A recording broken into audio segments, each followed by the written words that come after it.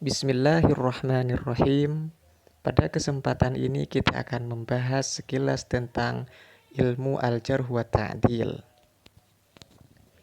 Berbicara hadis Nabi tentu tidak bisa dilepaskan dari pembicaraan kita tentang sanad. Tentu saja selain sanad juga tidak bisa lepas dari pembicaraan mengenai matan.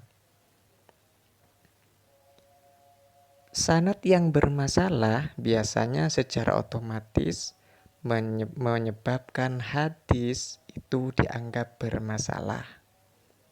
Meskipun tentu saja sanad yang tidak bermasalah tidak berarti bahwa matannya tidak bermasalah. Tetapi apapun itu, ini menunjukkan bahwa persoalan sanad merupakan persoalan yang sangat penting dalam studi hadis. Ini pun juga kalau kita melihat dari bagaimana ulama dari zaman dulu itu memberikan perhatian yang sangat besar terkait sanad-sanad hadis Nabi.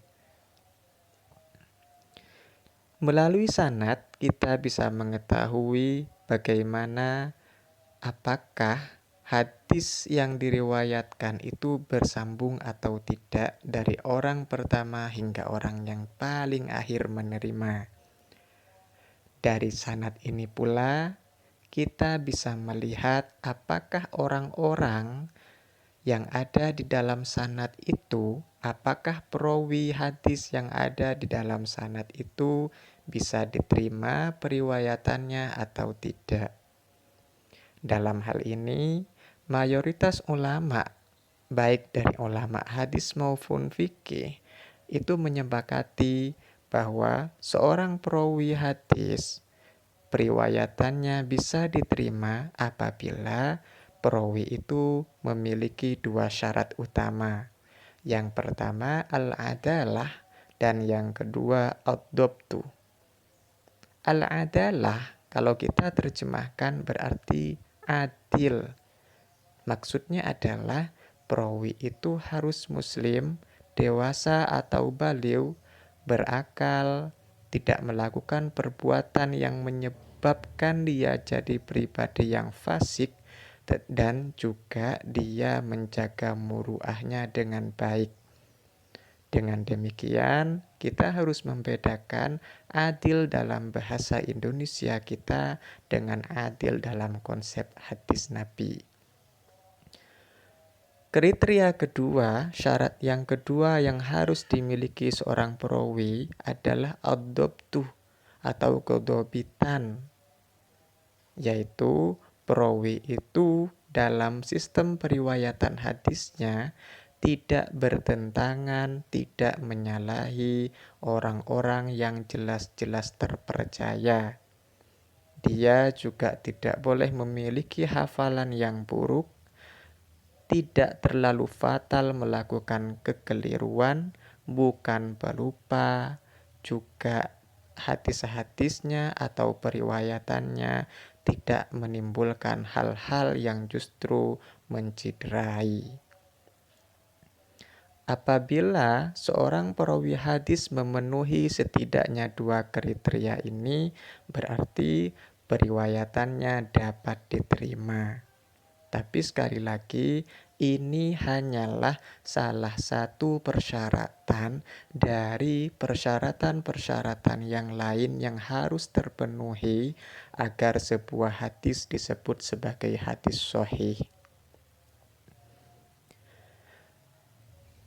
Pertanyaannya kemudian, bagaimana indikator apa yang kemudian bisa dijadikan tolak ukur bahwa seorang perawi itu memiliki sikap adil?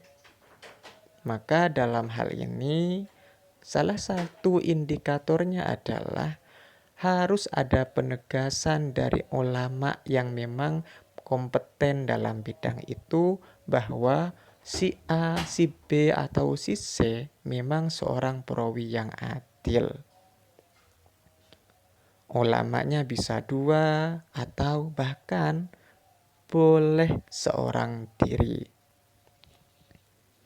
Indikator yang kedua adalah orang tersebut harus memang sudah terkenal dalam sejarahnya bahwa dia seorang yang adil.